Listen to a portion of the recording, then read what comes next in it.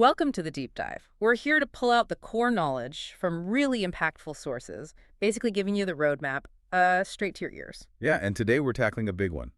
Gary Vaynerchuk's Crushing It came out in 2018. Right, crushing it. It really feels like a benchmark text, doesn't it? Capturing that moment when the creator economy, well, it just exploded. Exactly. It nailed that point where platforms like Instagram, YouTube, Facebook, they stopped being just social spaces and became, global engines for business, real commerce.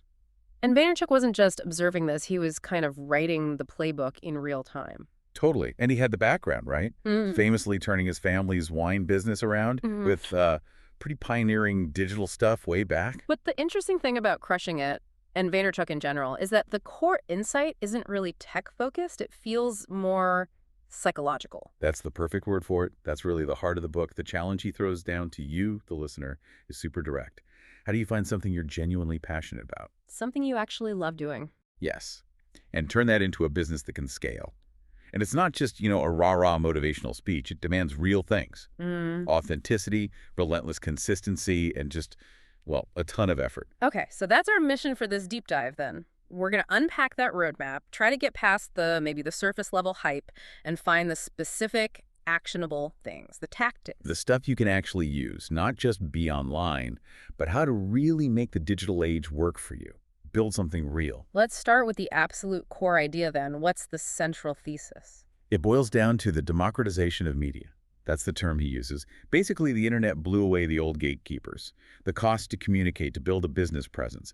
It's practically zero now. So location doesn't matter as much, your background, even startup capital, less important than before. Much less important than your ability to consistently show up and provide value through your content. It opens the door for literally anyone. That's the opportunity he sees. Which leads straight into what feels like his non-negotiable foundation. Personal branding. You are the brand. Absolutely. And it has to be fueled by passion. He's really strong on this. If you don't love it, you won't stick with it. But he takes personal branding beyond just a logo or a tagline. Yeah, he has that famous mantra, right? Document, don't create. Exactly. And that ties directly into authenticity. He argues authenticity isn't just nice to have, it's a core strategy. How so? What does that mean in practice?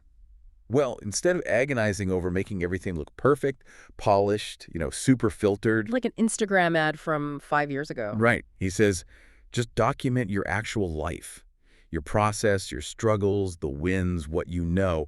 Be transparent. It's actually easier to produce consistently. And it builds way more trust. People connect with reality, not some manufactured image. Precisely. Loyalty comes from that transparency, which then connects to the mindset you absolutely need.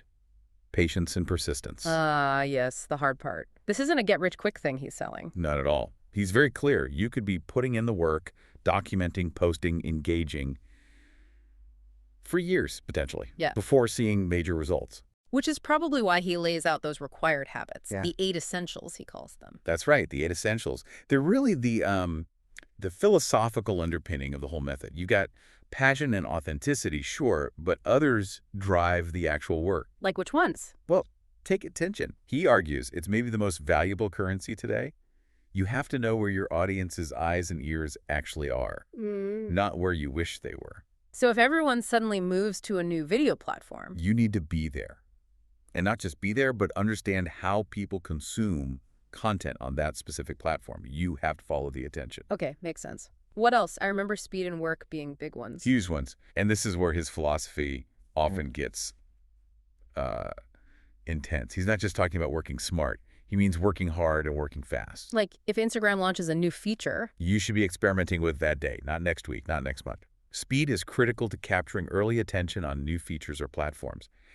And the work part, well, it implies a massive volume of effort. that does create a bit of tension, doesn't it? The sheer amount of work involved in work and speed sounds like a recipe for burnout for many people. It's a common criticism, definitely. Yeah.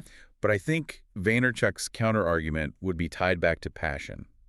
If you are genuinely documenting something you love. It doesn't feel like draining work in the traditional sense. That seems to be the idea. It feels like sharing, like documenting. That's the balance he's aiming for, however challenging it might be in practice. So all this effort, this speed, this authenticity, it's all in service of creating content. Content is king, as he says. Of classic line. Mm-hmm.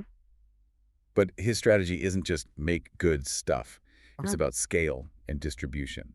That's where his framework, the content pyramid, becomes really important. Okay, explain the content pyramid. How does that work? It's designed for efficiency and volume. It starts at the top with one big piece of pillar content. This could be, say, a keynote speech you give, a long podcast interview, a detailed blog post, maybe a long YouTube video. So one significant piece of content that you put a lot of effort into. Exactly. Then the strategy is to ruthlessly break that pillar piece down.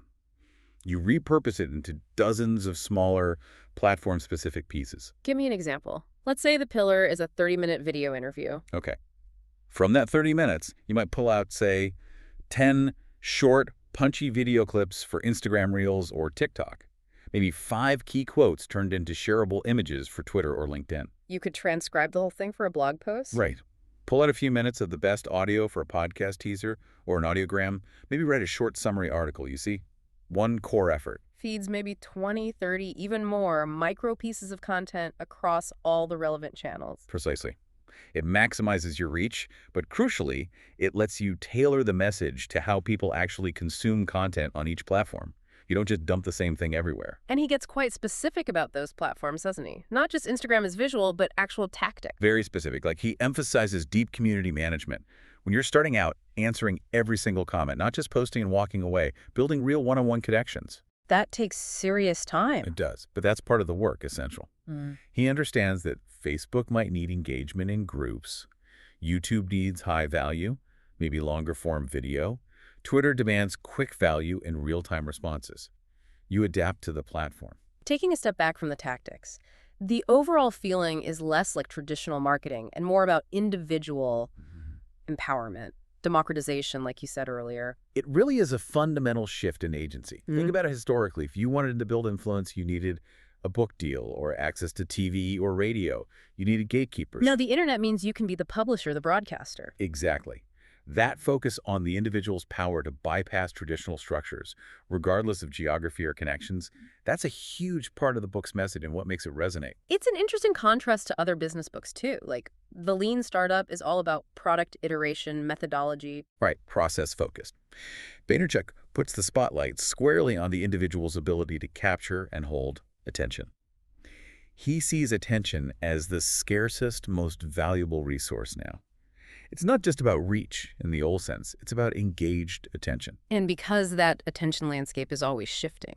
The underlying theme has to be adaptability, constant learning. The moment you get comfortable, the moment you think you've figured out Facebook's algorithm and stop paying attention, you're already falling behind. Stagnation is death in this game. Okay, so this is all great, very energetic, but let's ground it. Monday morning, someone listening wants to apply this. How do you translate this high volume, high energy philosophy into like actual daily steps? Good question. It starts with those cornerstones we mentioned. Consistent storytelling and authenticity.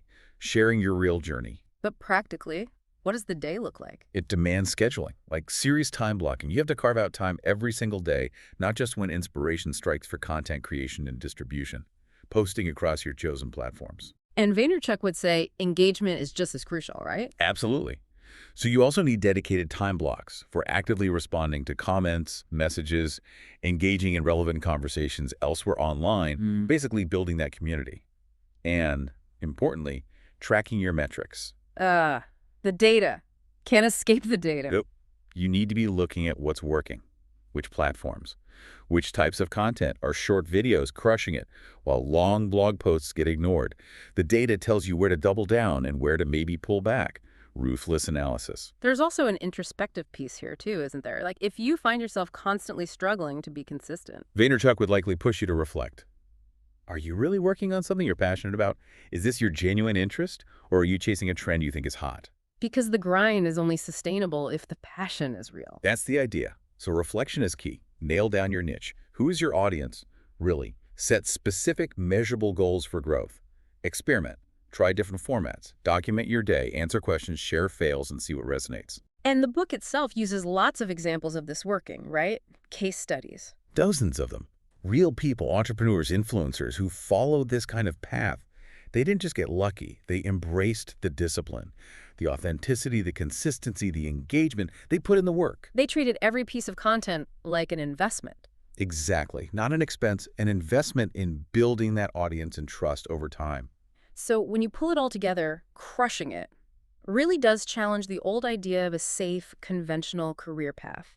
It paints a picture where personal connection, content, building an audience that's viable, even powerful way to build influence and income. Totally redefined branding through that personal connection. Yeah. But this brings us to maybe the trickiest part, the constant balancing act. Which is? Authenticity versus strategic self-promotion. How do you stay true to yourself, share vulnerably, and consciously build a brand designed to attract followers and eventually customers? Yeah, that line can get blurry fast, can't it? When does documenting your passion turn into just performing for the algorithm? It's a real tension. The risk is that the pressure for volume and metrics makes you lose that original spark, that genuine voice that attracted people in the first place. It requires constant self-awareness. Vaynerchuk pushes for high volume, high speed. But if that volume sacrifices the genuineness, the whole thing can fall apart. It's a paradox. But underneath all the digital strategy, the core message still relies on some pretty old-school virtues. Hard work, resilience, patience.